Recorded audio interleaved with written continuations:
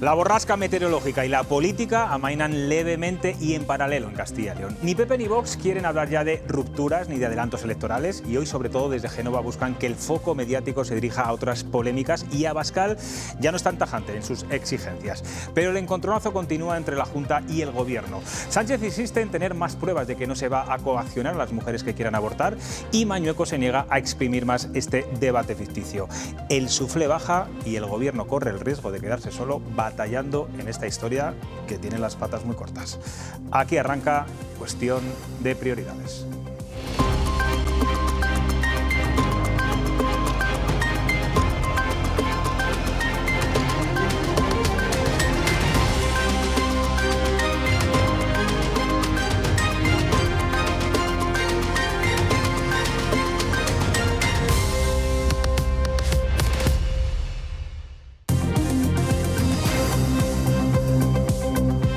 ¿Qué tal están? Buenas noches. Hoy los periodistas le hemos preguntado al portavoz de la Junta cómo ha sido ese cara a cara entre Mañueco y Gallardo esta mañana en el Consejo de Gobierno, tras una semana convulsa que ha generado grandes grietas en el Gobierno de coalición.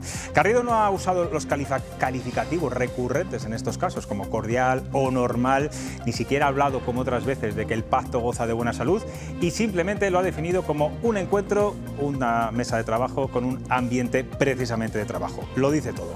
Muchas han sido las preguntas de los medios regionales, nacionales e incluso internacionales, después de todas las dudas generadas estos últimos días sobre la existencia o no del dichoso protocolo. Algunas las ha aclarado, otras no tanto, pero la noticia en este asunto es que la Junta inadmite el requerimiento del Consejo de Ministros al considerar que no se ha producido ningún acuerdo que vulnere la legislación y dice que el Gobierno solo busca la controversia política mantenida en el tiempo y por ello le anima a desistir en esta guerra. Luego le preguntaré por este asunto al secretario de Acción Electoral del Partido Socialista, Javier Izquierdo, que estará aquí con nosotros en el plató. Hablaremos también de lo que ha ocurrido hoy en Barcelona, donde la cumbre hispano-francesa ha pasado a un segundo plano por las protestas de los independentistas catalanes. De nuevo, el tema catalán ensombrece un acto de Estado importante para España. Bueno, vamos ya con esa rueda de prensa del portavoz de la Junta. Hoy, al contrario que la semana pasada, estaba solo, sin el vicepresidente de Vox. Y vamos a explicarles los argumentos para rechazar ese requerimiento del Gobierno. Natalia Fernández, ¿qué ha dicho Carlos Fernández Garrido? Porque preguntas ha recibido unas cuantas. Pues sí, Garrido ha dicho que la semana pasada no se aprobó ningún protocolo, pese a que Vox dice que sí y por lo tanto no se ha vulnerado ninguna ley. Tras eso vino también la crítica política. Este requerimiento es sencillamente una controversia política pretendiendo mantener en el tiempo una situación de conflicto público entre administraciones con el único objetivo de tener fines políticos. Bueno, como decía, ha habido muchas preguntas de los periodistas, pero había dos dudas claves. Una, ¿por qué Carlos Fernández Garrido no desautorizó a Juan García Gallardo el pasado jueves? Y también, ¿qué va a pasar con ese protocolo? Si se van a desarrollar esas medidas que incluyen en esa nota de prensa. Pues Garrido ha entonado la mea culpa al ser preguntado por los periodistas por qué la semana pasada no hizo ninguna corrección a García Gallardo en esa rueda de prensa conjunta. Dice el consejero que si alguna vez se ha equivocado, intentará mejorar. También ha vuelto a insistir en que todas esas medidas serán voluntarias y que aún no hay fecha para que entren en vigor. Nuestra voluntad es ser conscientes de que no somos perfectos, cometemos a veces cosas en las que podemos mejorar y mi voluntad personal, si me he equivocado alguna vez, es intentar mejorar. No se va a modificar en Castilla y León los protocolos vigentes, lo que sí que vamos a hacer es mejorar las prestaciones del sistema sanitario. No se va a obligar en ninguna decisión a los profesionales sanitarios, lo que queremos también es mejorar las condiciones y los recursos con los que estos profesionales sanitarios cuentan. Bueno, pues el Gobierno de la Nación dice a la Junta que no se puede rechazar, no se puede inadmitir un requerimiento. El Gobierno regional, por su parte, le responde que eso es falso porque el Consejo de Ministros lo hizo recientemente, utilizó esta vía con una comunidad, con la de Aragón.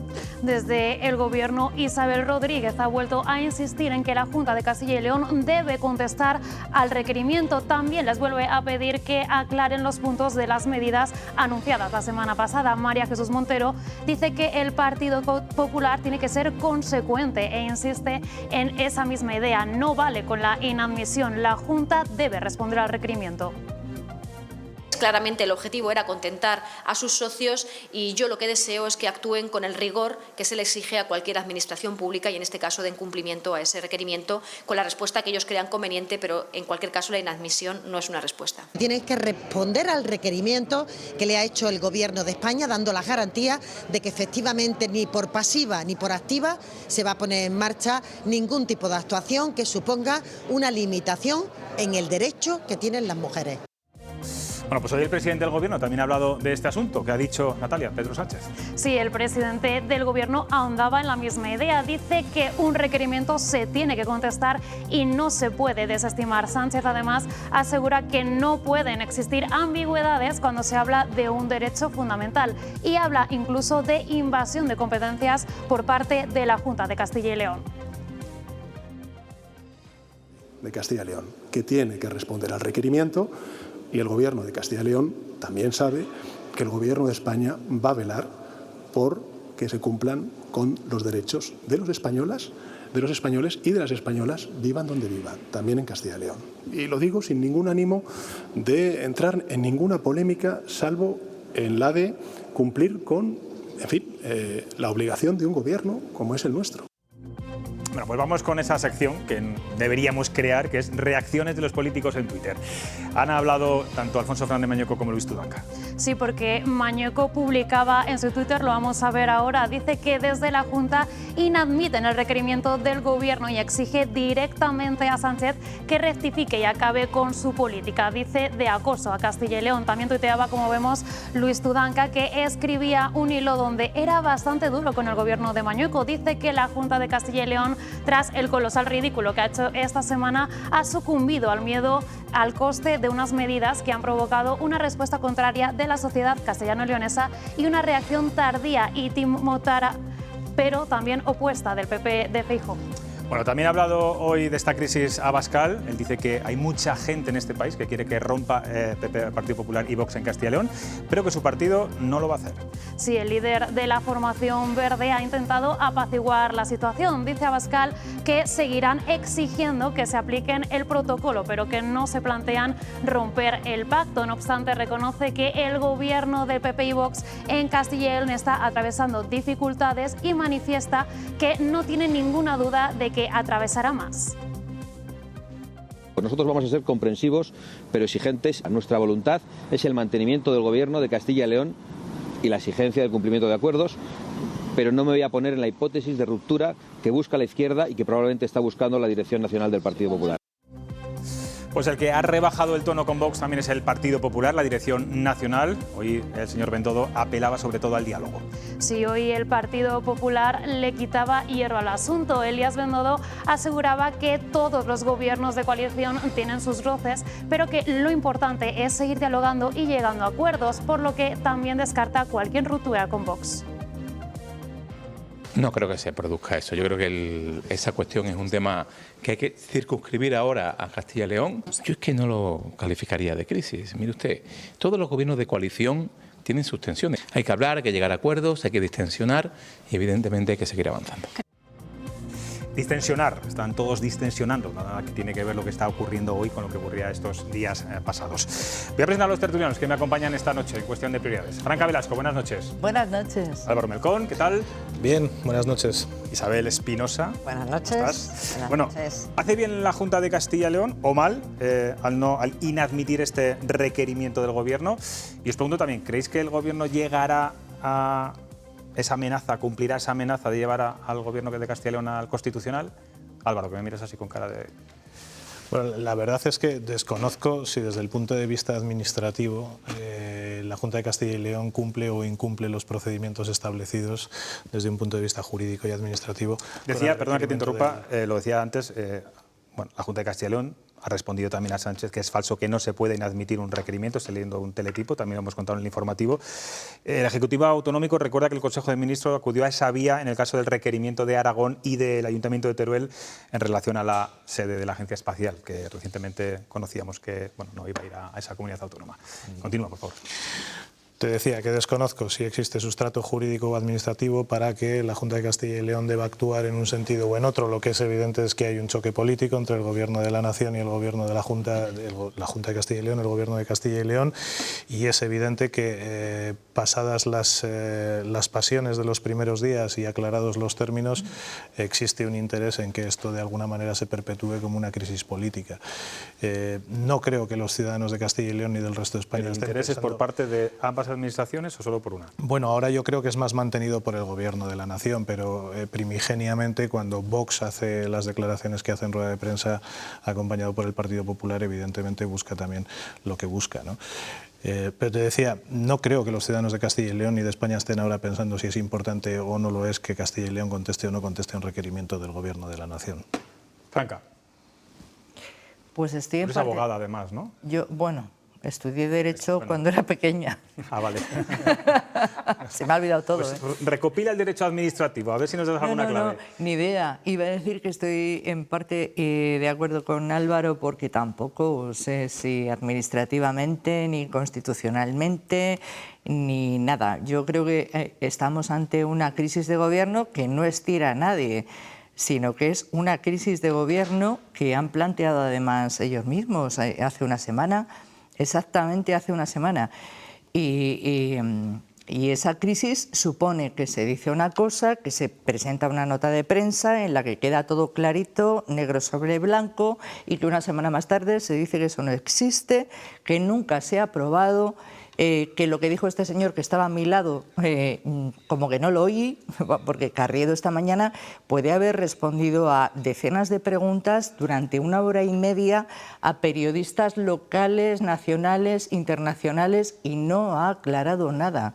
Es decir, esto no es un invento del PSOE, como pretendía hacer creer ayer tarde, que ya fue, como el colmo de los colmos, una nota de prensa del PP de Castilla y León, dirigida al Comité de la Verdad del PSOE para decirle que deshiciera el bulo, o sea, tiene pelotas, iba a decir, tal cual, ¿no? Que no diera pábulo al bulo, pero vamos a ver si la información la habéis dado vosotros. La ha confirmado al día siguiente el consejero. Hay una nota de prensa que hoy Carriedo ha dicho que sigue siendo verídica y que va a seguir siéndolo. En esa nota de prensa se enfoca el tema evidentemente antiaborto. El vicepresidente no lo pudo dejar más claro.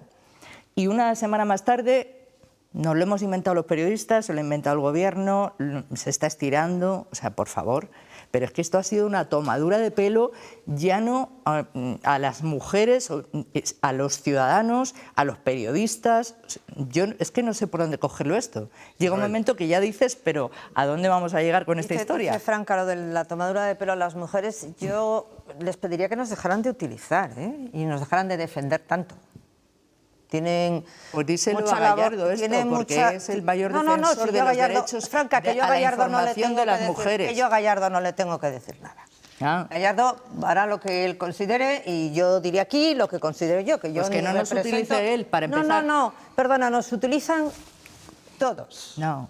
Mire, Franca, yo le tengo pavor al Ministerio de Igualdad, porque cada vez que hace algo para defender a las mujeres acabamos con pulseritas en la mano. De las pulseritas, entonces, claro, es que vamos a ver, es la utilización permanente del derecho a... En la nota de prensa el otro día de Moncloa hablaban de derechos fundamentales, que dejen de engañar, el aborto no es un derecho fundamental. Vamos a empezar por ahí, ¿eh? El aborto no es un derecho fundamental.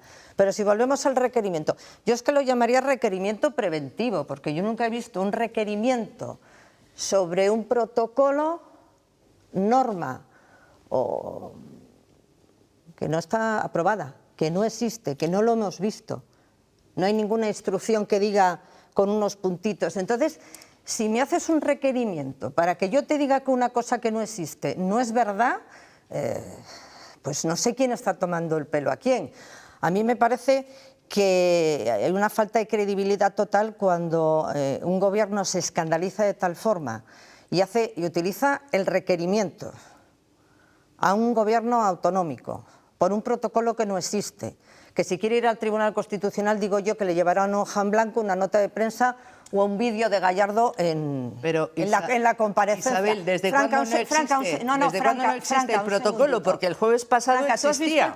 Iba a entrar en vigor el lunes. ¿Pero tú has visto el protocolo? Yo no lo he visto, ¿lo has visto tú? No, pero claro, vamos yo a ver, no lo he visto. Este protocolo existía y iba a entrar en vigor el lunes. Un requerimiento sobre un protocolo. Un gobierno que tiene una credibilidad tal que se le alborotan todas las melenas con esto y no mueve ni una pestaña cuando hay una sentencia judicial por incumplimientos de otros gobiernos autonómicos flagrantes, recogidos en sentencias judiciales. Los pies del tiesto, no, ¿ves? perdona. Ya estamos hablando de otro tema porque no queremos hablar de este. Hace un momento hemos oído al presidente del gobierno decir que se tiene que cumplir la ley y defender los derechos de los españoles y las españolas en todos los territorios del Estado. Obvio.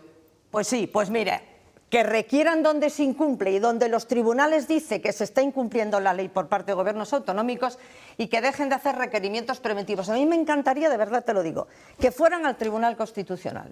Y me encantaría porque es que me gustaría ver cuál es el documento que aportan. Porque digo yo que llevarán el vídeo de Gallardo. Vamos a avanzar un poco, si os parece. Sí, por ejemplo. Si no, si quieres matizar algo de... Hombre, el Tribunal Constitucional no está para decidir sobre vídeos, ¿eh? De ruedas de prensa, sobre tonterías. Por recoger el hilo que soltaba Franca, yo no tengo ninguna duda de quién genera la polémica. Vale, Vox hace tiempo que está tensando las cuerdas con el Partido Popular. Os quiero recordar que en la Comunidad de Madrid no tienen presupuesto porque Vox no ha querido que tenga presupuesto la señora Ayuso. Y por mucho que digan lo contrario los secesionistas, es el motor económico de España. Madrid es serio que esté con un presupuesto prorrogado. El propio Abascal hoy decía que van a atravesar más dificultades todavía. Claro. Recuerda, Álvaro, que tampoco el último año del gobierno de Andalucía lo tuvo. Intentando forzar esas elecciones que luego le salieron también a los de Vox. La coexistencia, la cohabitación, el piso piloto no es sencillo. La convivencia en el piso piloto no es sencilla.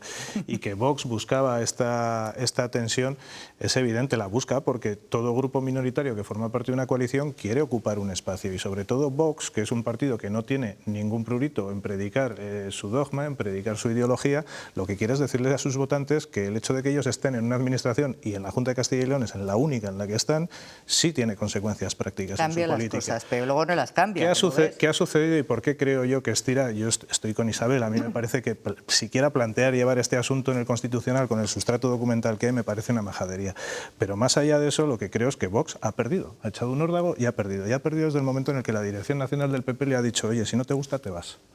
Y ha perdido. O sea, ¿tú crees, Álvaro, que ante una posible ruptura de gobierno, que parece que no va a ser así, sobre todo escuchando hoy las declaraciones de los dirigentes tanto de PP como de Vox a nivel nacional, aunque decía Abascal que la Dirección Nacional sí quiere, pero bueno, el que más tiene que perder ante una ruptura de gobierno, ante una nueva convocatoria de elecciones, o ruptura de gobierno, no vamos a dar el paso a mayores, ¿sería Vox más que el Partido Popular en el caso de Castilla y León? En mi opinión, sí. Vox perdería el mayor altavoz que tiene ahora mismo a nivel nacional y perdería esa opción que estaba diciendo que han perseguido durante mucho tiempo, cuando ellos hablaban del famoso piso piloto, de la primera experiencia, de decirles a sus votantes que cuando ellos están en política consiguen aplicar las políticas que predican. Si pierden la opción de gobierno, pierden esta capacidad. Entonces, a mí me parece que lo que ha sucedido es que se han invertido los términos de un cierto temor que podría tener el Partido Popular, de decir, bueno, es que Vox puede romper el gobierno en Castilla y León. El miedo ha cambiado de lado. Ahora es el Partido Popular, a través de Borja Sémper, además, que es un personaje muy icónico para Vox por motivos que no hace falta explicar, le ha dicho, oye, si no te gusta, te vas. Y ha cambiado la situación. Ha sido Vox el que ha tenido que recoger cable y decir, bueno, no, que me quedo, que estas cosas pasan en todas las familias. Bueno, yo creo que esta cuestión la genera Vox, evidentemente no la genera el Gobierno. El Partido Popular yo creo que la resuelve bastante bien para el charco en el que se había metido o le habían metido, y ahora mismo sí que es cierto que no veo que esto tenga más capítulos, al menos a corto plazo. ¿Qué capítulo le ves tú a todo esto? ¿Cuál es el siguiente capítulo? ¿Que se mantenga todo como está, que escampe, que pueda romperse o el propio Mañueco destituir a los representantes de Vox y gobernar en minoría, lo cual sería un poco complicado, ¿no? Porque los números dan, pero sería realmente difícil para llegar a aprobar leyes en el Parlamento? ¿Quién sabe, José Luis? ¿Quién sabe? O sea, probablemente Isabel sabe más de eso, porque está mejor comunicada con el poder. Yo no, es verdad. O sea, ¿Qué olfato periodístico? Oye, dame el número ese que utilizo para comunicarme con el poder, porque en mi agenda no está. Ah, no. Franca, Pues imagínate en el mío. Te lo puedo asegurar que en mi agenda no está, ¿eh? No, yo... Bueno, las dos habéis tocado poder, ¿eh? Habéis estado cerca del poder las dos, ¿eh? Sí, pero yo de ese precisamente no. Bueno, tú del tuyo. Sí, pero por eso te digo, que tus fuentes eran mejores que las mías. No te preocupes, que yo no tengo fuentes privilegiadas. Yo Franca. he intentado estos días, en reiteradas ocasiones, saber por dónde iban los tiros. A ver, yo ahora colaboro con un medio de comunicación y mi obligación es intentar saber qué hay en la mente de unos y de otros. Complicadísimo, claro, porque si hay algo en su mente y si lo tienen claro, a mí no me lo van a decir. Eso lo sé, o sea, lo publicará el ABC o cualquier otro medio, yo no. Pero a mí lo que se me ha dicho es que el pacto era el pacto que estaba firmado y que hasta ahí. Es decir, no se me ha dicho más. Yo creo que tanto para unos como para otros mantenerse en el poder es básico. Que es verdad, como decía Álvaro, que Vox ha perdido una batalla importante porque hasta ahora ha estado marcando la agenda de gobierno, ha estado sacando sus cositas sin llegar a materializarlas. ¿Le debilita a Juan García Gallardo su imagen como político todo esto? Lógicamente. Absolutamente. Mira, estamos de acuerdo. Bueno, por una vez. Estamos de acuerdo. Franca, yo esto tal, pero es que es absolutamente. Es que hay un hecho ineludible en todo esto. Que es que el Partido Popular sí puede decidir gobernar sin Vox mañana, pero Vox no puede decidir gobernar sin el Partido Popular mañana. Es un debate asimétrico de salida. Ha sido una colleja detrás de otra durante varios días y hoy las últimas, claro. Bueno, pues como estáis de acuerdo... Yo no sé si Gallardo fue iniciativa propia, porque desde luego en el pacto que se ha presentado públicamente de los acuerdos no hay ninguna medida no está, de este sentido, pero él lo vendió como que cuando sí, hablan y Carriedo de asumió. Cuando hablan de los que van a ser muy vigilantes con las exigencias, serán vigilantes con lo que han pactado, no con lo que han pactado. Como veo que estáis de acuerdo en cosas, el Isabel, papelón de Gallardo y Franca, vamos a cambiar de asunto, que a mí me interesa que no estéis tan de acuerdo. Bueno, mira que es malo, ¿eh? Es malo. Y luego dice que discutimos. Por favor, hay dos imágenes del día en el panorama político nacional. Por un lado, la cumbre hispano-francesa de Barcelona con Sánchez y Macron, y por otro, la de los líderes independentistas manifestándose por haber celebrado esta cumbre en Cataluña y abucheando e insultando al presidente catalán, Oriol Junqueras. Los manifestantes consideran que es una provocación y una traición, tanto es así que Pere Aragonés ha acudido a saludar a los presidentes español y francés, pero les ha dejado plantados como señal de protesta para no estar presente mientras sonaba el himno de España y la marsellesa. Una mala imagen para España como anfitriona de este importante encuentro y unas escenas que demuestran a las claras que el independentismo está más dividido que nunca. Vamos a ver estos pitidos y abucheos a Oriol Junqueras. Natalia. Sí, porque Oriol Junqueras no ha sido muy bien recibido la concentración independentista que había convocado en contra de la cumbre hispano-francesa, como lo han oído. Aquí vemos esos silbidos de traidor y vete de aquí. Han recibido así al líder de Esquerra Republicana, los manifestantes. Se le ha obligado también a irse, y el que tampoco ha esperado a que acabara esa cumbre ha sido Pere Aragonés, que se ha ido justo antes de que sonase el himno nacional. Bueno, todos los partidos independentistas han dejado claro que en esta manifestación a Pedro Sánchez que el conflicto político no ha terminado y que el proceso secesionista, bueno, pues no parará hasta que Cataluña no sea independiente. Eso es, empezando por el presidente de la Generalitat, que ha aprovechado su intervención en la cumbre hispano-francesa para recordarle a Sánchez que el conflicto no ha terminado. También lo ha dicho Oriol Junqueras y Laura Borràs. Aseguran que esto acabará cuando Cataluña logre su independencia. El conflicto político no ha acabado. Pese a que se pueda decir por parte del Gobierno del Estado, mientras Cataluña no pueda decidir su futuro libremente, de forma reconocida también, y se acepte el resultado de la elección libre, democrática y pacífica del pueblo de Cataluña, seguirá habiendo un conflicto. Se puede mirar hacia otro lado, pero esto no elimina el conflicto. El independentismo está muy vivo. El conflicto político que engloba a la sociedad catalana y el Estado español no se ha acabado ya. Y no se ha acabado ya porque la represión continúa. El proceso independentista se acabará cuando lo decida el pueblo de Cataluña, no cuando lo diga Pedro Sánchez, y cuando Cataluña sea un Estado independiente. Bueno, pues hoy el Gobierno ha quitado hierro a todas estas protestas en Barcelona. Sí, desde el Gobierno Pedro Sánchez ha comparado la protesta independentista de hoy en Barcelona contra la cumbre hispano-francesa con la manifestación del próximo sábado en Madrid contra su Gobierno y ha advertido de que la amplia mayoría de la población está entre ambas. En el medio, la ministra portavoz también se ha pronunciado esta mañana. Ha dicho que lo importante de la jornada de hoy estaba dentro de la cumbre. Y en esa Constitución se reconoce el derecho a la manifestación pacífica en defensa de unos ideales, de cualquiera, incluso de ideales que van en contra de la Constitución, como ha sucedido hoy en la ciudad de Barcelona. Bueno, dentro de unos días va a haber también otra manifestación en Madrid donde se va a reivindicar todo lo contrario. Y nosotros lo que tenemos que hacer es respetarlo. Sinceramente, creo que todos tenemos que hacernos cargo de que estamos ante una cumbre muy importante y que lo relevante no estaba fuera, sino lo que está sucediendo dentro. Vamos con otra patata caliente que tiene el Gobierno en estos momentos, las pulseras que se han puesto a los agresores sexuales excarcelados por la ley del solo sí es sí. De esto va nuestra cuestión del día. Pues vamos a ver qué han contestado nuestros telespectadores. Aquí lo tienen, les preguntábamos si creen que las pulseras para los agresores sexuales excarcelados demuestran la necesidad de reformar la ley del solo sí es sí y ojo porque el 72% ha dicho que sí. Bueno, voy a trasladarle, Natalia, esa pregunta a los tertulianos. Gracias. Franca, ¿tú qué hubieras contestado a esta pregunta? Pues no, o sea, las pulseras para los agresores sexuales excarcelados no demuestran nada más que son... Están excarcelados por la ley del sí es sí. Franca, de verdad. Que me deje terminar la frase. Sí, termina, Franca.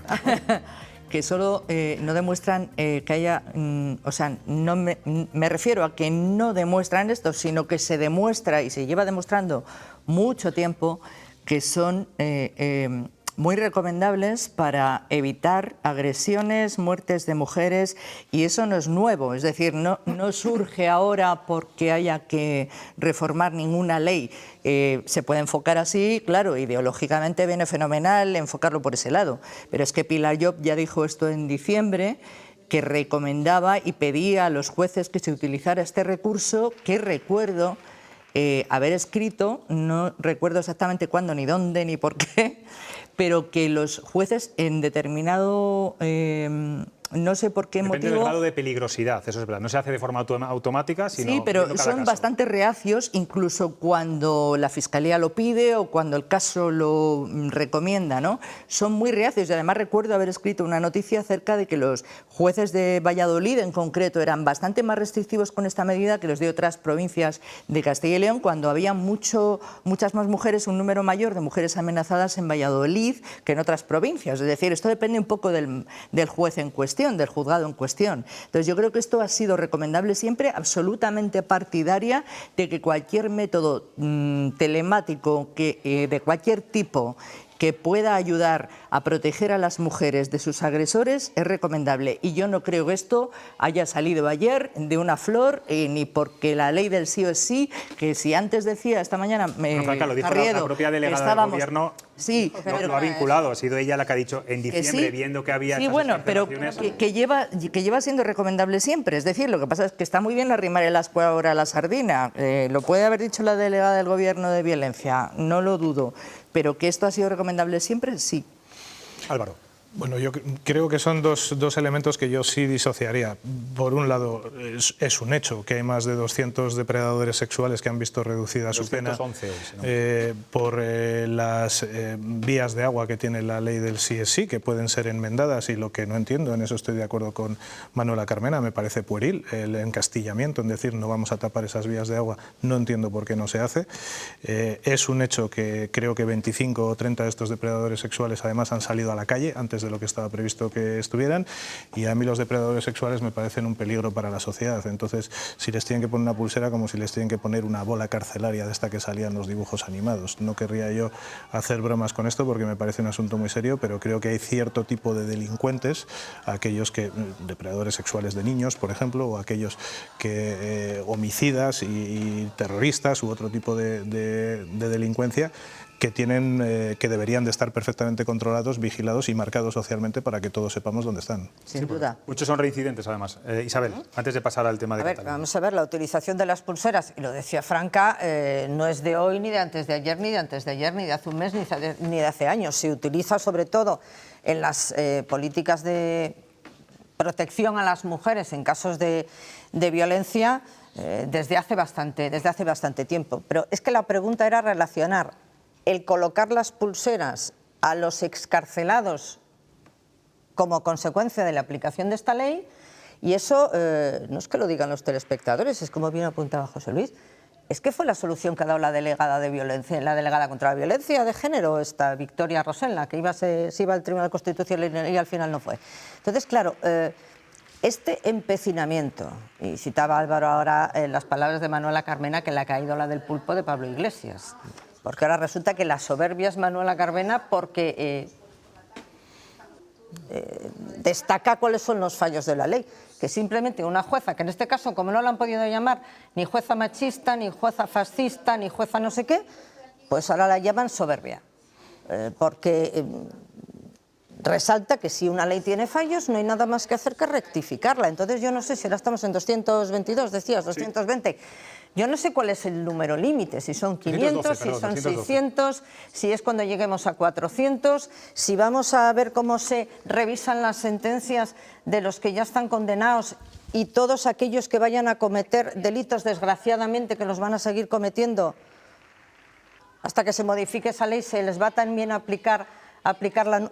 Es que yo no sé a lo que están esperando. Entre risa y risa de una y de otra, y chanza, pues yo creo que podían ponerse un poquito a defender a las mujeres, que es lo que yo decía antes. Es que cada vez que el Ministerio de Igualdad dice que defienda a las mujeres, es que nos tenemos que echar a temblar, porque al final se le coloca un dispositivo al agresor.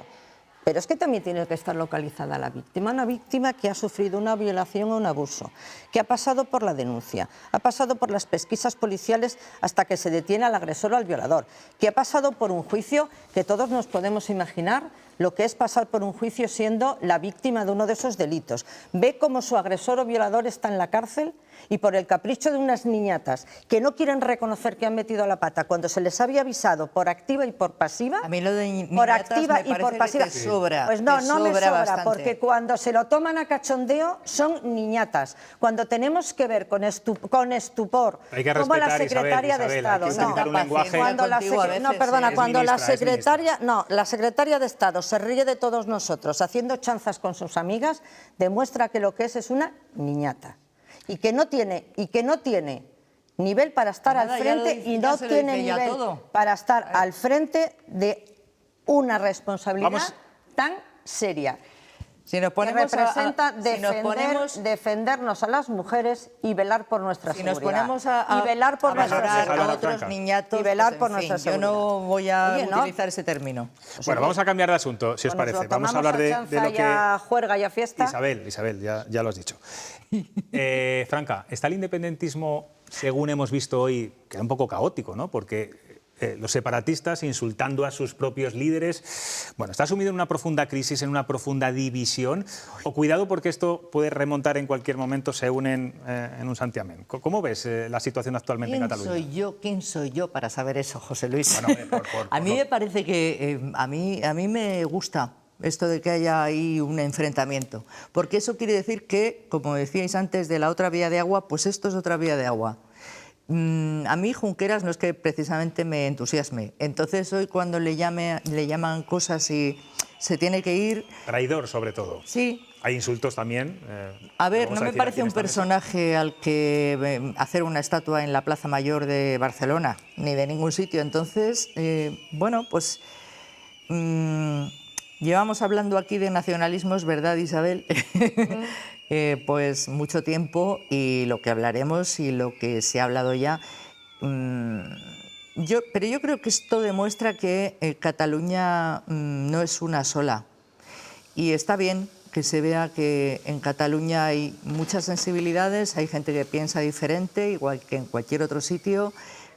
Pero también estoy totalmente de acuerdo con lo que he escuchado decir a la ministra, que estamos focalizando donde no debería de estar el foco hoy. Bueno, pero tú sabes que mañana la foto de portada de todos los periódicos no va a ser, lamentablemente, la cumbre, sino Ya, pero Oriol Junqueras yo me saliendo niego a... insultado por los suyos, además. Sí, yo me niego a quitarle el foco a lo importante de hoy, que ha sido una reunión muy importante, una cumbre muy importante entre dos países que tienen mucho en común y mucho que trabajar en común. Entonces esto al final es una anécdota. Sí que es verdad que es más llamativo y que la foto, como tú dices, mañana probablemente será esta. No lo sé, o tal vez no, ¿eh? Le voy a preguntar a Álvaro, que trabaja en un periódico. Tú, si tuvieras que tener la foto de portada de mañana del periódico, ¿cuál pondrías? ¿La de Macron y Pedro Sánchez o la de Oriol Junqueras saliendo abucheado por todos los suyos? Yo ya he decidido la foto de portada de mañana de Diario de Burgos y son 7 mujeres bomberas que trabajan en la provincia de Burgos y que se juegan la vida por sus vecinos. Me imaginaba. Si dirigiera un periódico de tirada nacional, probablemente habría elegido alguna imagen que ilustrara lo que ha sucedido ya en Barcelona, porque Pedro Sánchez ha querido que sucediera en Barcelona, porque esa cumbre bilateral él la ha querido llevar allí. Desconozco si, como le arrogan desde la oposición, con la intención de escenificar esa superación del conflicto que ya le han dicho sus socios, Per Aragonés es de Esquerra Republicana de Cataluña, Oriol Junqueras es de Esquerra Republicana de Cataluña, son sus socios de investidura y son sus socios presupuestarios, le han dicho que el conflicto sigue, es decir, le han dicho ya hemos libado todo lo que podíamos libar de este acuerdo que hemos tenido durante estos años y ahora te voy a seguir quemando las calles, que es lo que he venido haciendo desde 2017. De hecho, algunos medios dicen que esa imagen, que en un momento hace una parte el propio Oriol Junqueras con Pedro Sánchez, le vino a decir eso que estás diciendo. Y sobre la división que preguntabas del nacionalismo... división o crisis. Estoy de acuerdo con Franca. ¿Qué es Barcelona? Barcelona son muchas cosas y dentro del nacionalismo también son... A mí siempre me hizo mucha gracia este bloque que pretendió levantar el nacionalismo durante el proceso, en el que se juntaba la burguesía catalana del 3% con los radicales republicanos, ¿no? Y con las CUP, con los antisistema. Era todo como una orgía política indescifrable, una cosa verdaderamente marciana. Bueno, pues de esos polvos estos lodos, ¿no? Tenemos a los esbirros de Puigdemont llamándole botiflera a Junqueras y a Dosiel del Tambor, porque esta mañana lo cierto es que eran Dosiel del Tambor, haciendo el paleto y haciendo el ridículo delante de todo el mundo en una cumbre bilateral que tiene una enorme trascendencia para España porque de alguna manera proyecta que Francia nos da un trato igualitario al que da a las grandes potencias europeas y eso sobre el papel es bueno, claro. Isabel. Lo llamativo de todo yo estoy de acuerdo con todo lo que decía Álvaro, pero llama mucho la atención lo que él apuntaba de por qué elige Barcelona. Yo es que no puedo creer que sea tan inocente, porque no se ha enterado hoy. Hoy no es la primera vez, vemos la comparecencia del presidente de la Generalitat y lo dice bien claro, dice incluso la realidad es tozuda, pero es que esa realidad ya se la han ido contando desde que se aprobó la modificación del Código Penal, desaparece el delito de sedición, se modifica el de malversación. Y él dice, el conflicto está finalizado, está terminado. Y es que no pasaron 24 horas y ya salieron distintos representantes, tanto del gobierno como de los partidos nacionalistas, diciendo que no había nada terminado, que esto terminaría cuando Cataluña fuera independiente, terminaría para ellos. Con lo cual, pero ¿y por qué no Barcelona? El que ha puesto en riesgo... Se ha celebrado en muchos otros sitios. Porque cuando estamos hablando, y tú lo decías, Franca, que se ha celebrado una cumbre muy importante entre dos países socios y dos países muy importantes dentro de la Unión Europea, fronterizos y que tenemos muchas cosas en común y muchas cosas que acordar. Y tú mismo empañas la cumbre, llevándola a Barcelona sabiendo que estás provocando que se manifiesten, es cierto que eran 6.500, 6.000, pero que se manifiesten, que organicen el follón. No lo permitimos. Pero a lo mejor si focalizamos ahí es lo que yo decía. Si están recibiendo al presidente, que hace una parte, decía Jesús, ya hay una parte, si es que lo ha contado Aragonés, en la parte que hizo con el presidente Pedro Sánchez, fue para decirle el conflicto no está terminado. No es que nos imaginemos que se lo estaba diciendo en ese momento, es que en la comparecencia posterior, cuando se escapó sin escuchar los himnos... Que es peor, ¿sabes lo que te digo? Pues en esa falta de respeto que, mira, la alcaldesa de Barcelona, bien que se quedó allí, el señor presidente de la Generalitat considera que el presidente de Francia, al que unos minutos antes le dice Cataluña quiere ser un socio europeo de Francia, luego resulta que no le respetan ni los himnos, yo no sé dónde aprenden el protocolo estos señores, pero en esa comparecencia el propio Aragonés dice que en esa parte le dice a Sánchez y le reitera país no hay territorios comanches para que nadie se plantee por qué el presidente del gobierno y el presidente francés deciden reunirse ahí. O sea, vamos a ser si tú y yo los que digamos, no, es que hay uno, porque hay 4 señores gritando en la puerta. Cuando mañana los titulares se los lleven los insultos a Junqueras, pues desde luego el mío no lo sé. ¿Qué quieres que te diga? Simplemente me gustaría subrayar que no pase desapercibida la declaración de Laura Borràs, que me parece terriblemente dramática, cuando dice, esto no se va a acabar cuando lo diga España ni el presidente del gobierno, esto se va a acabar cuando lo digamos nosotros. Bueno, pero es una frase que ha dicho ya bastantes veces. Sí, pero tenía más exuda una autocracia que da como mínimo miedito, ¿no? Teniendo en cuenta el apartheid que están imponiendo ahí en Cataluña. Nos vamos a ir a publicidad. A la vuelta vamos a tener aquí a Javier Izquierdo, es el secretario de Acción Electoral, le reconocerán y conocerán porque fue delegado del gobierno aquí en Castilla y León, y vamos a hablar de muchas cosas con él, de actualidad, de la campaña electoral. No se lo pierdan, enseguida volvemos.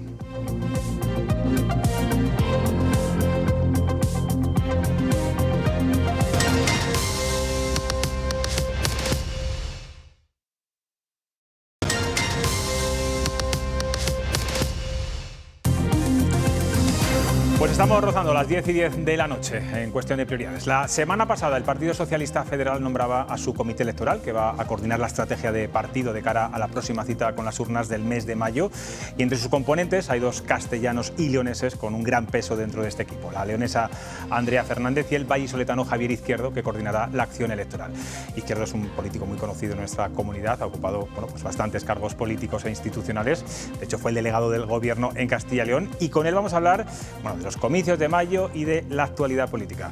Buenas noches, Javier. Buenas noches. Bueno, salen a por todas en Castilla y León, lo decía el otro día en una rueda de prensa conjunta con la secretaria de organización, con Ana Sánchez. Es verdad que la mayoría de los candidatos repiten, tienen 5 alcaldes ocupando una alcaldía en estos momentos en Castilla y León. ¿Qué van a hacer ustedes para suplir ese posible desgaste que dan las encuestas, salvo la del CIS, del Partido Socialista por la gestión del gobierno? Bueno, yo creo que las encuestas, primero habría que pensar en cómo hacer un ejercicio de transparencia en relación con ellas, ¿no? Porque aquí solo hay 2 entidades que hagan públicos sus datos, por un lado el CIS y por otro lado el Grupo Prisa. Y del resto de las encuestas, pues tenemos que creernos absolutamente todo lo que dicen y no podemos evaluarlas desde dentro, ¿no? Y yo quiero recordar que aquí vivimos una encuesta en Castilla y León un mes y medio antes de las elecciones autonómicas que le daba al Partido Popular un 40% del voto y prácticamente la mayoría absoluta. Y, hombre, muy mal hay que hacer las cosas para perder el 25% de los votos desde una encuesta a la celebración de las elecciones, ¿no? Por otro lado, yo estoy convencido de que la acción del Gobierno de España es extraordinaria, tiene una valoración fantástica por la mayoría de la ciudadanía, ¿no? Todas las medidas que se están poniendo en marcha desde que Pedro Sánchez accedió al Gobierno tienen una valoración muy alta, es muy transversal además entre votantes de otras ideologías, todos aceptan extraordinariamente bien las medidas como la gratuidad de las cercanías, del transporte público, los 20 céntimos de descuento que hubo hasta finales de año de la gasolina, pero también otras medidas que estaban en el programa electoral socialista, como pudo ser la ley de eutanasia en su momento. Por tanto, tenemos una plena confianza en la acción de gobierno, en el cumplimiento de nuestro programa electoral. Olvida las más polémicas, pero bueno, ya luego le pregunto por las y creo que hay un cumplimiento muy amplio de nuestro programa electoral y, sobre todo, como digo, con una aceptación ciudadana muy, muy alta, y eso, bueno, creo que es un buen punto de partida. A nivel autonómico hemos visto durante estos últimos meses algunos desmarques de algunos varones socialistas respecto a Pedro Sánchez. También algún ejemplo hay en Castilla y León, de alcaldes como el de Valladolid o como el de León, criticando medidas como la reducción de la derogación de la sedición, la reforma de la malversación. ¿Cree que va a haber muchos candidatos que tomen distancia con el Gobierno y con el Partido Socialista de aquí a mayo? Todo lo contrario. Al contrario, yo lo que veo yo que recorro España en los actos del presidente del Gobierno, y tengo que decir que el entusiasmo que hay por parte de la gente de izquierdas en este país es muy grande. Es más, en las propias valoraciones, ¿no?, de las encuestas también se ve, ¿no?, como la valoración del presidente es muy buena, y por contra tenemos un líder del Partido Popular que no hace más que perder y perder y perder crédito y valoración, ¿no? Entró como una especie de mirlo blanco para el centro derecha español, y hoy por hoy todas las encuestas lo que están diciendo es que su valoración está cayendo en picado, ¿no? Y por tanto nosotros estamos muy seguros de la fortaleza que tiene Pedro Sánchez, de lo que representa para la izquierda de este país y sobre todo, evidentemente, para los ciudadanos que apoyaron en su momento al Partido Socialista, y que no me cabe la menor duda de que van a seguir haciéndolo, y esperamos ampliar la confianza, ¿no? Y además en las municipales pues tenemos muchísimos alcaldes, el Partido Socialista, hay 20 millones y medio de españoles que tienen un alcalde o una alcaldesa socialista, y esas son unas cifras extraordinarias que nos permiten ir a estas elecciones con los mejores candidatos, que son nuestros alcaldes, con plena confianza en la labor que han desplegado en este tiempo y seguro que con la certeza de que van a revalidar. Señor Izquierdo, aunque es verdad que todas las capitales de provincia son importantes, pero políticamente es verdad que tanto el Partido Popular como el Partido Socialista, en el caso de Castilla y León, se la juegan con Valladolid. El PP ya ha deshojado la margarita, es Jesús Julio Carnero, el candidato del PP. Me gustaría que me dijera qué le parece, usted que es miembro del Partido Socialista de Valladolid, y también le pregunto si cree que debería dejar su cargo como consejero de la presidencia en la Junta. Bueno, esa es una decisión que le corresponde a él, pero yo creo que aquí lo que tenemos que poner en valor es que el Partido Socialista elige sus candidatos por primarias. Los militantes votan cuando hay más de un candidato y eligen a los candidatos a las alcaldías, ¿no? Así ocurrió en su día con Óscar Puente, así ha ocurrido con el resto de compañeros que hoy son alcaldes y alcaldesas en Castilla y León. Por cierto, la mitad de los alcaldes y alcaldesas de municipios de más de 20.000 habitantes en Castilla y León son socialistas, frente a un Partido Popular que solo tiene 3 del resto de alcaldías, ¿no?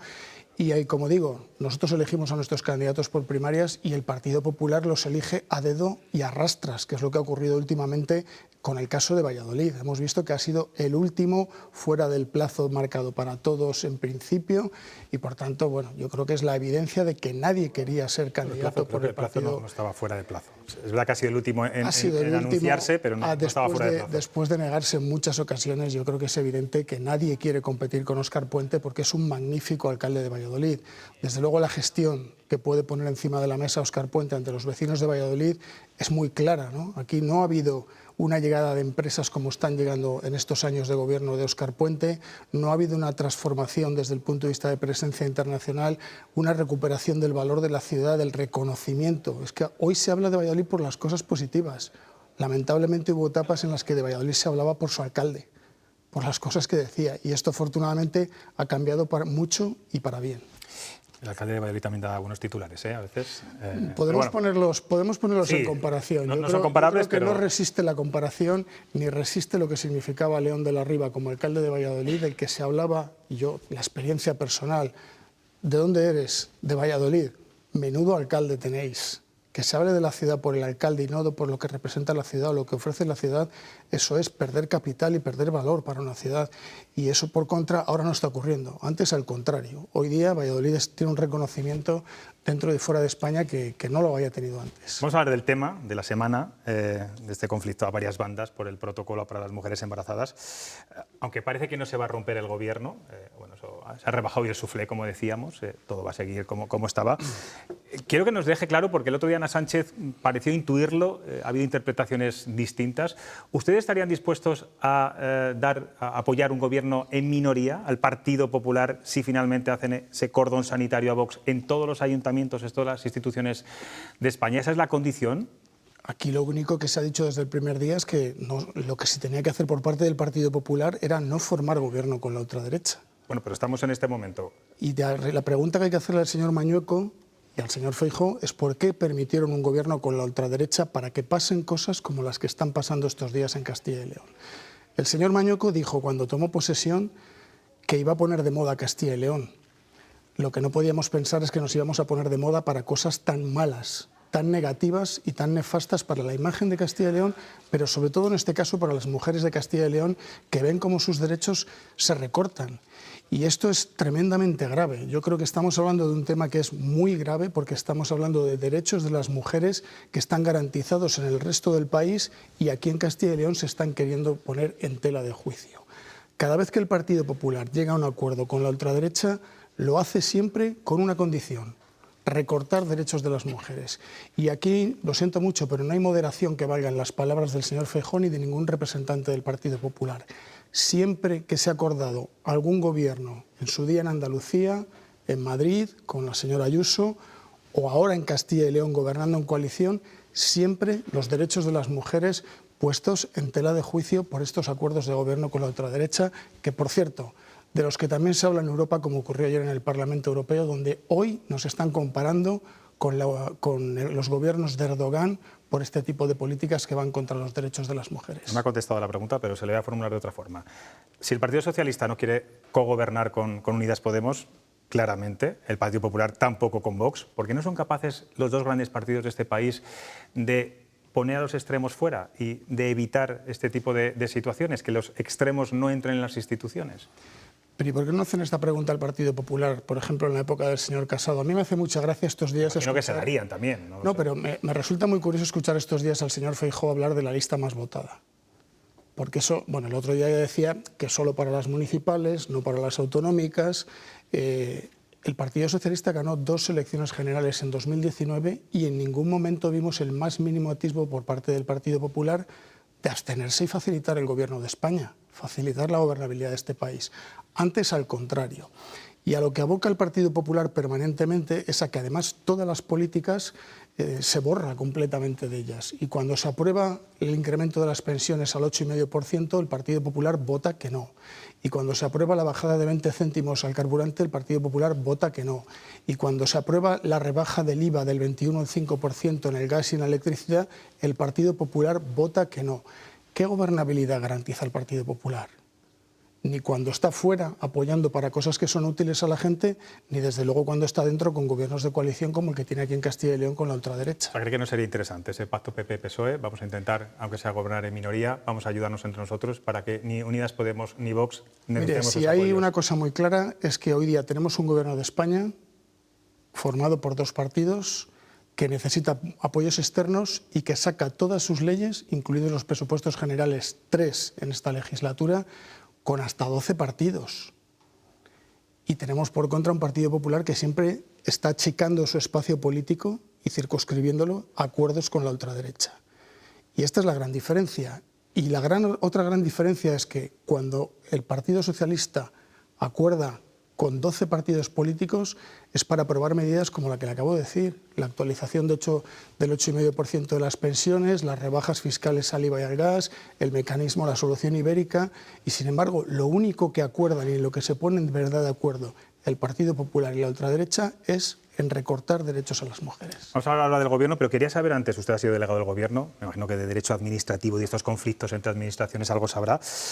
¿Por qué al Gobierno no le basta la carta que remitió el viernes el consejero de Sanidad a la ministra de Sanidad, la carta posterior del presidente de la Junta al presidente del Gobierno, la declaración institucional, todas las palabras que han dicho públicamente de que no se va a modificar el protocolo para las mujeres embarazadas?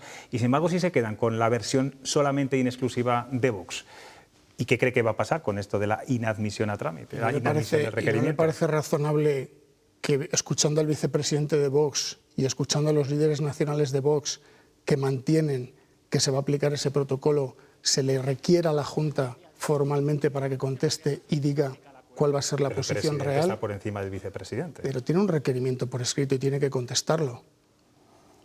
Yo, de verdad, uno no sale de su asombro. Todavía está la nota de prensa colgada en la página web de la Junta de Castilla y León con todas las medidas del protocolo. Un protocolo que, por cierto, lo que pretende es llevar lo que hacían los grupos antiabortistas a las puertas de las clínicas al interior de la sanidad pública de Castilla y León. Y es tremendamente grave. Insisto, estamos hablando de derechos de las mujeres de Castilla y León que se ven cercenados y que, por contra, otras mujeres pueden ejercitarlos libremente. ¿No les vale la palabra del presidente, entonces? Hay mujeres que pueden ejercitarlos libremente en otros lugares de España. Mire, yo, respecto a la palabra del presidente de la Junta de Castilla y León, lo que tiene que hacer es contestar por escrito con un requerimiento. Tiene un requerimiento para contestar, pero esta es una cuestión que va más allá de lo meramente jurídico. Es lo político, tiene que haber una contundencia en la respuesta que yo no veo. Yo no la veo. Y lo que me preocupa es que las mujeres de Castilla y León tampoco la están viendo. Y lo que saben, y seguramente muchas estarán con desconfianza cuando tomen la difícil decisión de interrumpir voluntariamente su embarazo, muchas estarán probablemente planteándose si acudir o no a la sanidad pública. Porque estas medidas lo que pretenden es coaccionar, intimidar a las mujeres que quieren interrumpir voluntariamente su embarazo conforme a la ley, conforme a los derechos que les otorga la legislación. Y no puede ser este tipo de tibiezas de sí, no, pero... Hoy la rueda de prensa del portavoz de la Junta de Castilla y León, comparada con la del viernes, en fin, yo creo que queda para los anales del periodismo, si me lo permite. Quedará. Le voy a hacer la misma pregunta que le formulé el pasado lunes a Pablo Fernández de Unidas Podemos, hablando de esas acciones polémicas también de este gobierno en referencia a la ley del sí, solo sí es sí. Hay una mujer en Zamora que ha tenido que huir de su pueblo, de su localidad, se ha tenido que ir a otro lugar, no sabemos dónde, porque su agresor sexual ha sido excarcelado y ya desde la cárcel estaba amenazando. ¿Qué le diría usted a esa mujer? Mire, yo creo que este es un tema lo suficientemente importante como para que lo tomemos con calma y que lo analicemos seriamente, ¿no? Lo que ha dicho el Gobierno en todo momento es que lo que corresponde es que los operadores jurídicos, en este caso el Tribunal Supremo, siente doctrina, porque hay casos en los que efectivamente se han reducido algunas de las condenas y en otros casos no se han reducido. Y por tanto lo que está haciendo el Gobierno es esperar a ver cómo decanta la doctrina y a partir de ahí tomar las medidas que proceda, si es que hay que adoptar algún tipo de medida, ¿no? De hecho, recientemente se introdujo una modificación de la exposición de motivos para introducir criterios aclaratorios, ¿no? Pero mire, para que veamos lo complejo que es esto, quiero recordar un caso que es tristemente famoso en Castilla y León, que es el de la Arandina. En el caso de la Arandina, los condenados fueron condenados en primer lugar por la Audiencia Provincial con la anterior ley a más de 10 años de cárcel cada uno. Posteriormente, el Tribunal Superior de Justicia de Castilla y León, con la misma ley, con la anterior, redujo esas penas a 3 y 4 años a 2 de los condenados y a otro lo absolvió. Y ahora el Tribunal Supremo, con la ley del sí es sí, ha elevado esas penas a 9 años. Y por tanto yo creo que podemos entender que jurídicamente es un tema complejo y que incluso los tribunales tienen distintas interpretaciones. ¿Y no cree que se le debería dar solución, algún tipo de solución, como decía la propia Manuela Carmena? Conviene que analicemos bien cómo va decantando la doctrina del Tribunal Supremo, conviene que veamos, porque estamos viendo casos muy distintos. Pero es que doctrina no hay. El Supremo están pidiendo doctrina, pero no acaba de fijar doctrina. Bien, pero tendremos que analizar cuál es el fondo de todas las sentencias y llegar a una conclusión que ofrezca la mayor seguridad jurídica. Decía su partido ayer que, bueno, que si hubiera adelanto electoral estarían preparados en Castilla y León, pero claro, señor Izquierdo, no hay candidato. De momento, hay un secretario general, un secretario autonómico, que es Luis Tudanca, entiendo que no va a repetir por cuarta vez a unas elecciones.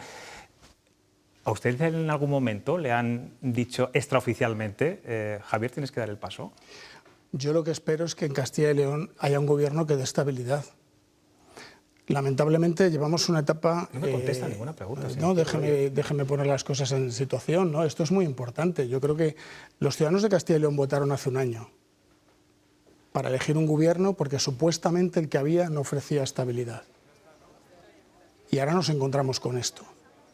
Entonces, que la pregunta sea una hipótesis futurible de si hubiera... Bueno, yo le pregunto si en algún momento desde Ferral le han dicho, Javier, estate preparado porque puede salir. Hay una cosa muy clara. En este momento, el líder del Partido Socialista en Castilla y León se llama Luis Tudanca, y eso no lo pone nadie en cuestión, ¿no?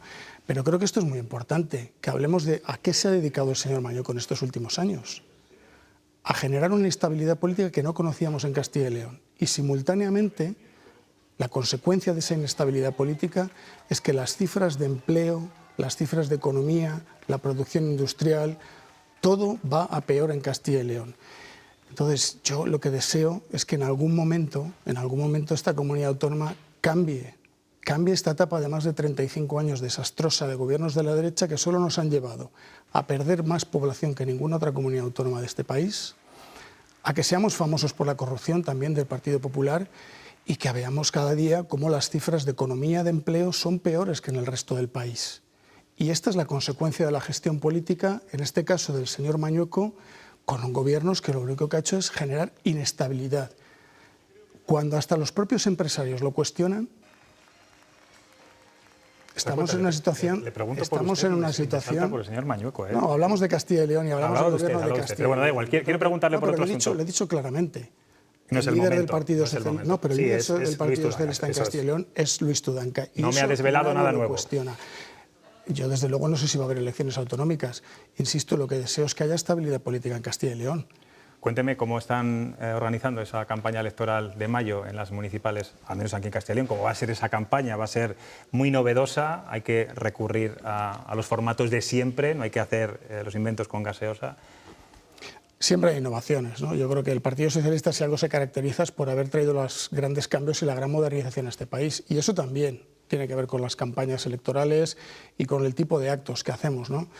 Yo, desde luego, creo que vamos a hacer el mayor esfuerzo de presencia en el territorio, de explicación de las medidas que llevan a cabo los distintos gobiernos, por supuesto el Gobierno de España, pero también los alcaldes lo están haciendo, ¿no? Y los que aspiran a ser alcaldes y alcaldesas de todos los municipios en los que no gobernamos y aspiramos a gobernar, obviamente, ¿no? Habrá que combinar las medidas tradicionales, que van desde, por supuesto, los mítines, al contacto directo con la gente, y hoy es evidente que las nuevas tecnologías ofrecen nuevas posibilidades que también vamos a desplegar. Hay 3 tertulianos que están escuchando atentamente, que también le van a hacer una pregunta. Isabel. Buenas noches. Buenas noches. Me voy a salir un poquito de Castilla y León, pero no... Tiene un cargo nacional. Tiene un cargo nacional, o sea, me voy a salir un poquito de Castilla y León porque además ha citado manifestaciones en el Parlamento Europeo hace un momento. Y yo tengo una frase que usted ha dicho y que además la ha confirmado con su intervención de hoy. Cuando uno se acuesta con la ultraderecha, lo único que aspira es a mancharse. Yo personalmente le añadiría con cualquier extremo, la ultraderecha, la extrema izquierda, pero bueno, la suya es con la ultraderecha. Hoy se ha votado en el Parlamento Europeo una resolución en la que la Eurocámara le solicita a Marruecos que respete la libertad de expresión de los periodistas y que respete los derechos jurídicos y procesales de los periodistas que están encarcelados. Sorprendentemente, la resolución que ha salido votada mayoritariamente a favor, con 356 votos, ha obtenido 32 en contra. 17 de los eurodiputados socialistas, no de los españoles, no de los eurodiputados socialistas de la Cámara, los 17 votos de los eurodiputados socialistas españoles y la ultraderecha francesa. A mí me encantaría que me explicara qué hace los eurodiputados socialistas españoles votando con la ultraderecha francesa no defender la libertad de expresión. Pues mire, sinceramente desconozco el asunto, desconozco el fondo del asunto porque no estoy al tanto de lo que ocurre en todo momento en el Parlamento Europeo, ¿no? Pero bueno, esa es una pregunta que aquí podemos ver permanentemente, ¿no? La votación del Partido Popular con Vox todas las semanas en el Parlamento Pero yo le estoy preguntando que qué opina de que voten sus eurodiputados con la ultraderecha francesa, no lo que hace el PP aquí. Pregunta-respuesta. Quiero tratar de responderla. No, le he dicho que no, desconozco el fondo del asunto. Si lo conociera le daría argumentos. Pero en este caso es una buena pregunta, ¿no? Para que explique, por ejemplo, el Partido Popular del señor Feijóo por qué vota permanentemente en contra de medidas que pone el Gobierno de España en marcha, por ejemplo, para incrementar las pensiones, para todas estas políticas de combate contra la inflación que están beneficiando a la gente, las ayudas que se están dando a empresas, a familias, a personas, y también las votan con la ultraderecha, ¿no? Y por Pero tanto, que yo estoy preguntando lo que hace el PSOE, no lo que hace el PP. Verdad, bueno, vamos a avanzar. Hay tonos que yo creo que ni en el Ayuntamiento de Oviedo se vivían. Pues mire, ¿qué quiere que le diga? Yo le he hecho una pregunta sobre una cosa que han hecho los eurodiputados socialistas españoles y usted me contesta lo que hace Feijóo no sé dónde. Pues oiga, ¿qué quiere que le diga? ¿Qué tal? Buenas noches, señor Izquierdo. Le alabo el gusto a quien le ha puesto a usted al frente de la acción electoral porque es un político muy hábil. Yo sí quiero volver a Castilla y León y sí quiero volver a las elecciones municipales, que son las que se celebran el 28 de mayo, sobre las que creo que se ciernen algunos riesgos y algunos peligros, ¿no? Que se ha evidenciado aquí. Lo primero es el centripetismo de pensar que solo hay elecciones en Valladolid. Bueno, yo vengo de una provincia que tiene o atesora 3 de las 13 ciudades que tienen más de 25.000 habitantes en Castilla y León, y creo que allí también es importante de lo que pase. Y esto hila con lo que le quiero preguntar. Le he escuchado hablar, por ejemplo, ha hablado usted de la revisión de las pensiones, también de la ley de eutanasia, que a mí particularmente no me desagrada. Yo creo que el derecho a la muerte digna tiene mucho que ver con el derecho a la vida digna, pero sinceramente no creo que los votantes vayan a ir a elegir a sus alcaldes y a sus concejales dependiendo de si se ha legislado sobre la muerte digna o no se ha legislado sobre la muerte digna. Estamos eligiendo gente de proximidad para una gestión de proximidad que usted conoce bien. Y en este sentido, por ejemplo, el alcalde de Burgos, ustedes gobiernan sobre el 75% de la población de Burgos. El alcalde de Burgos, que es el segundo ayuntamiento de Castilla y León por población, ha dicho en reiteradas ocasiones que él no es Pedro Sánchez, que no se presenta Pedro Sánchez a las elecciones y que esta es la campaña de Daniel de la Rosa y no del Partido Socialista. De alguna manera parece que hay algunos líderes socialistas locales, o al menos es el caso del alcalde de Burgos, que no quiere saber nada de las siglas. No sé si se va a encontrar usted esto replicado en muchos otros lugares de España o no. Bueno, yo creo que lo que plantea Daniel es la pregunta que hay que responder el día de las elecciones municipales. ¿Quién queremos que sean nuestros alcaldes y alcaldesas? Si es que es lógico que él lo plantee. Yo no creo que nadie, salvo el Partido Popular, esté pensando que se vota el gobierno de España. La realidad es que el 28 de mayo elegimos alcaldes y alcaldesas y es normal que quienes hoy día son alcaldes y alcaldesas digan que quienes se presentan son ellos a la reválida. No se presenta nadie en su nombre.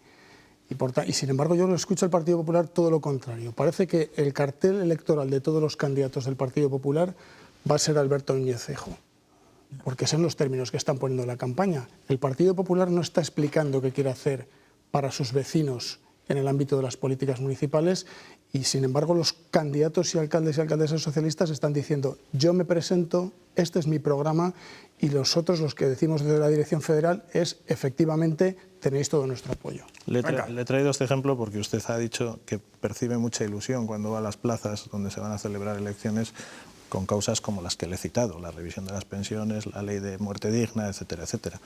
Parece que estamos de acuerdo. Bueno, vamos a avanzar que vamos un poco más de tiempo. Franca.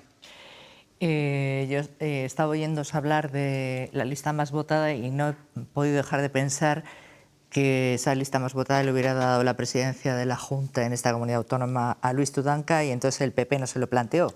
Pero bueno, eso aparte.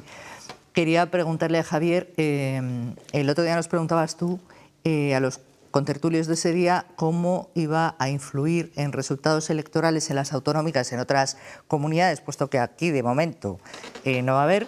Las polémicas sobre la sedición, la malversación, etcétera. A mí me gustaría preguntarle a Javier qué opina de si la polémica ultra abortista que hemos vivido aquí en la última semana puede pasarle factura al Partido Popular, si hipotéticamente se celebraran elecciones aquí, pero también en los ayuntamientos y en otras comunidades autónomas.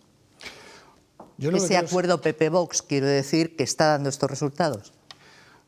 Más allá de la polémica, que es importante y que seguro que haya personas a las que le puede hacer cambiar de opinión o decantar su decisión respecto a las elecciones municipales, porque es verdad que hay mucha gente que vota en términos de lo local y otra vota en términos estrictamente de afinidad ideológica, ¿no? Y por tanto o cercanía, sí, efectivamente. A veces encontramos alcaldes que obtienen mayor apoyo que las siglas en otros contextos electorales. Por ejemplo, Zamora, por ejemplo. Eso pasa en muchas ocasiones, ¿no? Pero lo que yo sí creo es que en mayo aquí vamos a votar alcaldes y nosotros los socialistas lo que estamos diciendo es que el ejemplo que tenemos con Óscar Puente en Valladolid, con Daniel de la Rosa en Burgos, con José Antonio Díaz en León, con Clara en Segovia, con Aitana en Miranda de Ebro, con Olegario en Ponferrada, con Carlos Martín en Soria, etcétera, etcétera, pues hombre, son gobiernos estables que están promoviendo proyectos, que están haciendo avances en sus municipios y si el espejo que hay que mirarse, la alternativa en la que hay que mirarse son gobiernos de coalición PP-Vox como el que está en la Junta de Castilla y León, pues apaga y vámonos, sinceramente. Quedan 4 meses, un poco más de 4 meses, y está usted en modo electoral 100%. Ha habido pregunta que crítica al PP. Bueno, ¿qué nosotros tenemos que vender nuestra oferta electoral, ¿no? Yo he hablado aquí también de las cosas que hacemos los socialistas, ¿no? Y por tanto tenemos que contraponer nuestro modelo con el del Partido Popular. Y la ventaja es que hoy día podemos comparar lo que está haciendo el Gobierno de España con lo que hizo el anterior Gobierno del Partido Popular en la anterior crisis. Y por tanto hoy podemos comparar cómo con recetas socialdemócratas los resultados son más de 20 millones de empleos, la tasa de paro más baja en los últimos 15 años, estabilidad en el empleo, un salario mínimo de más de 1.000 euros en estos momentos y aquella crisis se afrontó con una reforma laboral que provocó despidos, que precarizó el empleo y los salarios y que todos recordamos los enormes recortes en sanidad, dependencia, educación, etcétera, etcétera. Pues Javier Izquierdo, comparar para decidir y votar es lo que nos toca hacer. Por estar aquí, muchas gracias. Suerte el sábado en ese gran acto en el que viene Pedro Sánchez con todos los candidatos municipales. Suerte. Muchas gracias. Os despido ya, que me voy a hablar un ratito con Chema Nieto. Franca, Álvaro, Isabel, gracias como siempre. Gracias. Me voy a la esquina, como siempre, a hablar con nuestro dibujante.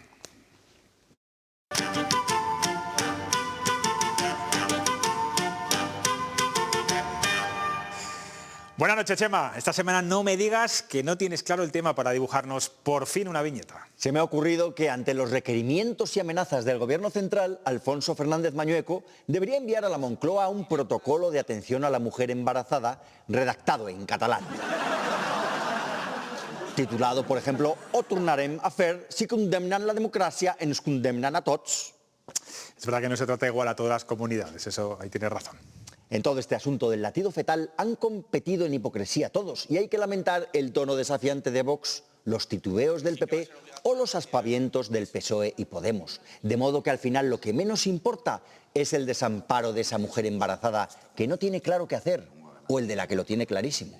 Cada caso será diferente y único, Chema, pero los partidos están en modo electoral y las consignas no admiten matices. Y nuevamente Pablo Fernández hizo un alarde metafórico diciendo que Mañueco se aferrará a la presidencia de la Junta cual percebe a la roca. Menos mal que no dijo cual embrión al útero. Menuda semana lleva el presidente de Castilla y León, está de nuevo en el ojo del huracán mediático. Mañueco se desgañita sin que nadie le crea, y eso que el martes iba a ser un día para el lucimiento, con la inauguración oficial del Hospital Universitario de Salamanca. Caras largas las de las autoridades que acompañaron al rey en la visita al complejo que ya lleva un año en funcionamiento y que cuenta con 863 camas y 25 quirófanos. Ese hospital es una referencia, Chema, por cierto, en el Plan Integral de Enfermedades Raras es lo mejor. Y para que no todo gire alrededor de lo sanitario, vamos a cambiar el olor del agua oxigenada por el del incienso. Según informa ABC, Jesús Julio Carnero iba a ser el pregonero de la Semana Santa de Valladolid, pero renunció al ser designado candidato a alcalde de la ciudad del Pisuerga. Hombre, habría estado muy feo ver a un candidato en campaña electoral pregonando la Semana Santa. Pero no acaba aquí la cosa. Según el acuerdo bendecido por la Junta de Cofradías, si Carnero no gana la alcaldía, será pregonero en 2024. Y si la gana, el que será pregonero será Óscar Puente. Puertas giratorias, José Luis, puertas giratorias en Castilla y León que no se limitan a las empresas cotizadas, sino que llegan a las puertas de las catedrales. Míralo por el lado bueno, PP y PSOE se ponen de acuerdo por fin en algo. Se ponen de acuerdo el PP y el PSOE y me parece oír latir el corazón de nuestra democracia, chiquitito como el corazón de un feto, frágil, pero con ganas de vivir. Bueno, el que va a seguir latiendo es este programa que no deja de bombear noticias. Aunque de momento hasta el lunes va a ser un latido muy suave. Nos vemos el lunes que viene. Buen fin de semana a todos. Adiós.